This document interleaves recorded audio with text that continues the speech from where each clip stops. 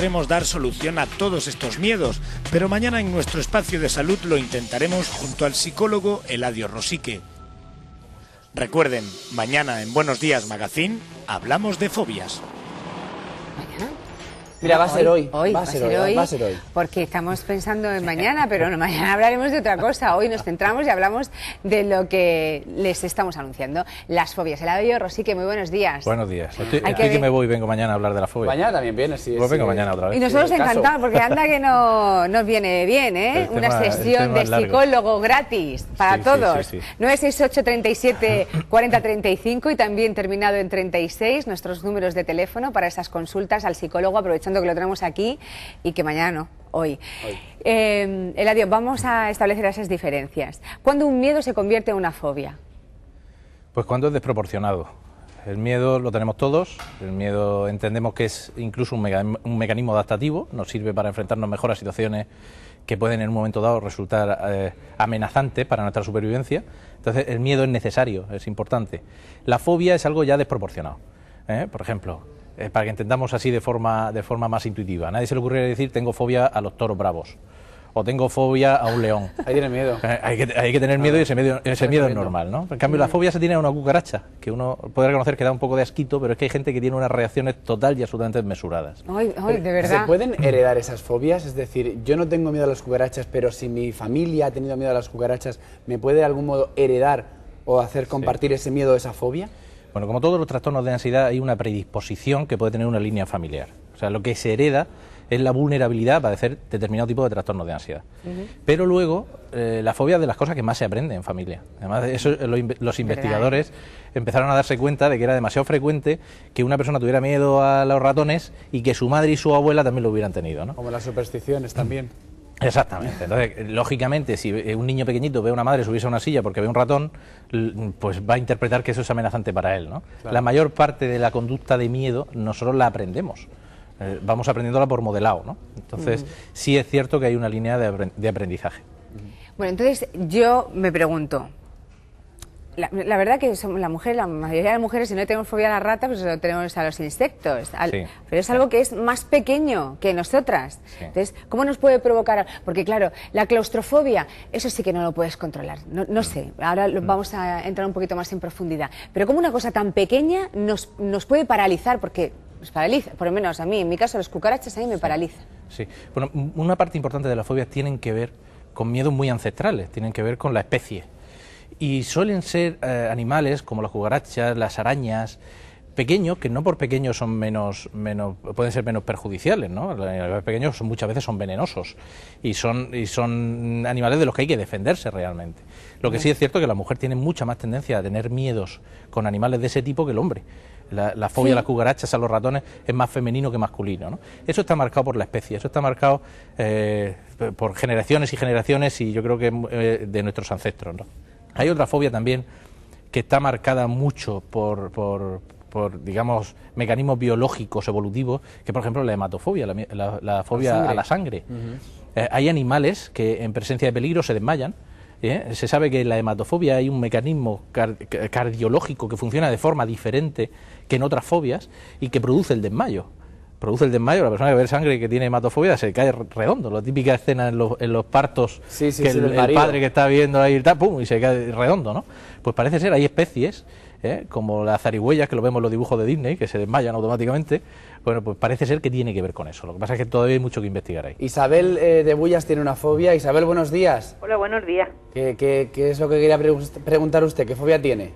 Yo tengo la fobia a los ratones. ¿A los ratones? Los ratones y las ratas para mí ya es superior. Vaya. Yo no sé lo que yo haría. Mira, si en una habitación hay un ratón por casualidad, hasta que no lo maten, yo a esa habitación no entro. Hombre, claro. Y como dice mi marido, si voy por un cejo grande y veo un ratón, yo me creo que me tiro. Me tiro sin saber lo que hago, ¿sabes? Es el miedo tan grande que les tengo. A los pequeñitos también, Isabel, a estos que están, a los hámster que hay en jaulas. Yo voy por el mercado y lo veo. Mira, y cierro los ojos y doy la vuelta. Bueno, pues entonces atención a todas aquellas personas que tienen fobia a los roedores, porque vamos a intentar dar una solución. Y tengo mi hijo también, que le da fobia la araña. A las arañas. A la aracnofobia. Yo no sé si se lo he transmitido yo, bueno, porque yo de las arañas no, ¿sabes? Yo solo los ratones. Vamos a preguntarle, vamos a escuchar al psicólogo a ver qué solución le puede dar para que usted se enfrente a los roedores. Bueno, vamos a ver, aquí el problema no es que tenga cierto rechazo por esos animales, todo el mundo los tiene, ¿no? Todo el mundo los tiene porque pueden ser transmisores de enfermedad, porque pueden ser peligrosos en un momento dado, si eso, por ejemplo, una araña que puede ser venenosa o una serpiente. Entonces, el tener cierto rechazo, asco por esos animales es perfectamente normal. ¿Cuándo empieza a ser un problema? Empieza a ser un problema cuando empieza a ser incapacitante. Por ejemplo, yo tuve un paciente con miedo a las cucarachas que era incapaz de bajar a coger el coche al garaje porque en el garaje había cucarachas. Entonces llegó un momento de incapacitación tan grande que empezamos a hablar de que empieza a haber un problema. Es como una desproporción. ¿Cómo se quitan los miedos? Bueno, los miedos se quitan de una forma, voy a ejemplificarlo de una forma muy sencilla para que se vea, porque eso luego se puede extrapolar a todos los tipos de fobias. Agorafobia, fobia social, todas las fobias que estamos hablando se llaman fobias específicas.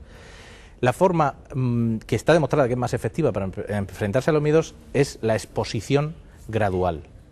La exposición gradual significa, yo me voy enfrentando muy poco a poco a lo que temo, pero en ese afrontamiento es importantísimo no llegar a pasar miedo. Se puede experimentar cierto nivel de ansiedad mayor que yo aprendo a controlar y hasta que no he controlado ese nivel no me acerco al siguiente. Voy a poner el ejemplo. Imaginaos un niño que tiene miedo al agua, no se atreve a meterse en la piscina. Evidentemente podemos hacer varias cosas. Intentar quitarle el miedo antes de meterse en la piscina, bastante difícil.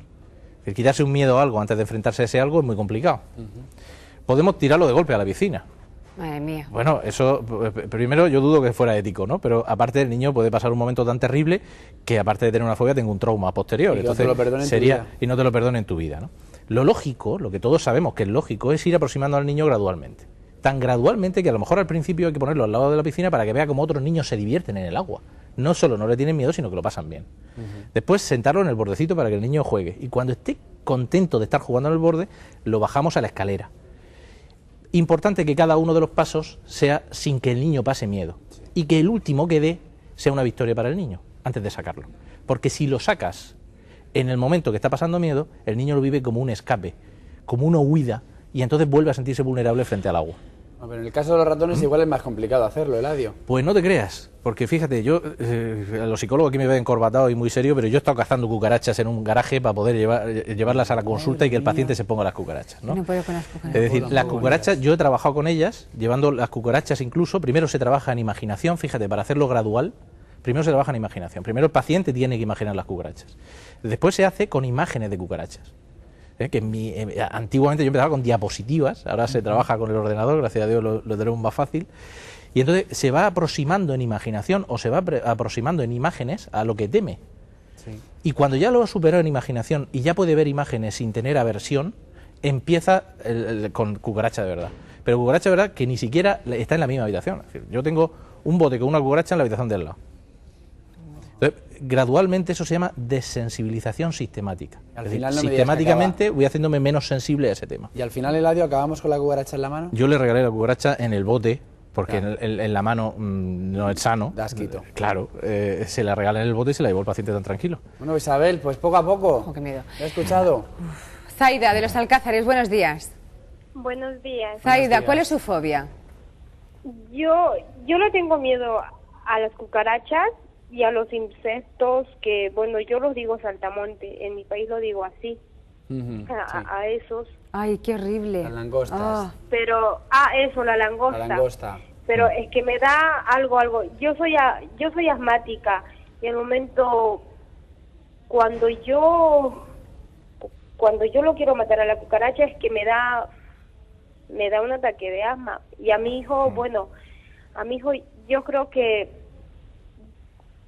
también le da miedo, porque cuando yo me pongo a gritar, pues claro, y él viene atrás mío. Bueno, pues ya he escuchado lo que ha dicho Eladio. Poco a poco también. Sí.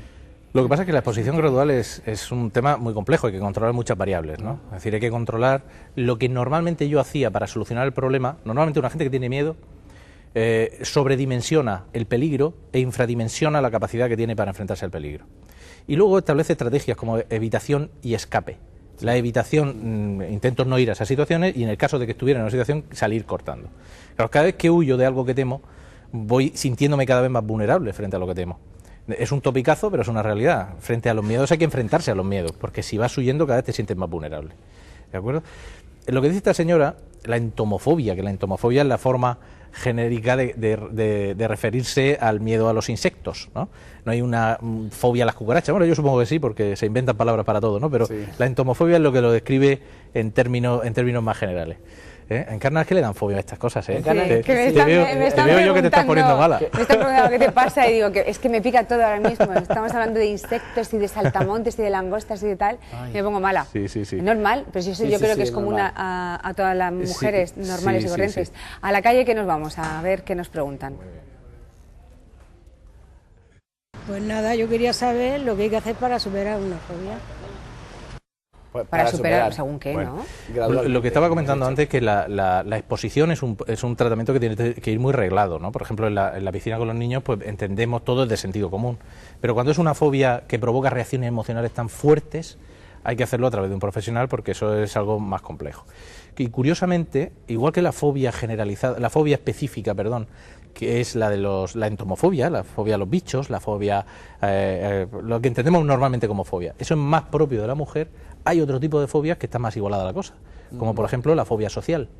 Salir a la calle y relacionarte, que esta igual es más complicada porque el animalito de la cucaracha, pues me alejo y tal, pero salir a la calle tenemos que hacerlo todos. Y de hecho en la consulta lo que más nos viene a los psicólogos no son las más frecuentes de las fobias, sino las más incapacitantes, las que más supone un problema para la persona que las padece. La número uno es la agorafobia.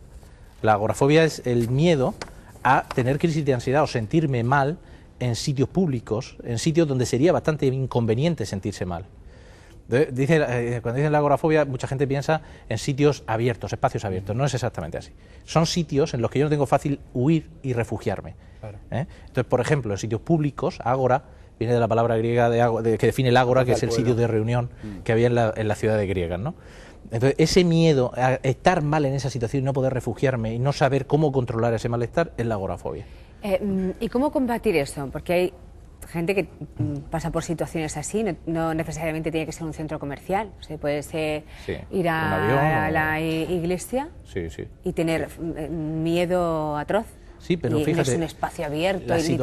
Las situaciones son miles, desde estar en un cine, haciendo cola en un supermercado, el avión, el tren, el ascensor, porque toda la gente piensa que el miedo al ascensor es claustrofobia, por ejemplo, o el miedo estando en el avión es fobia a volar.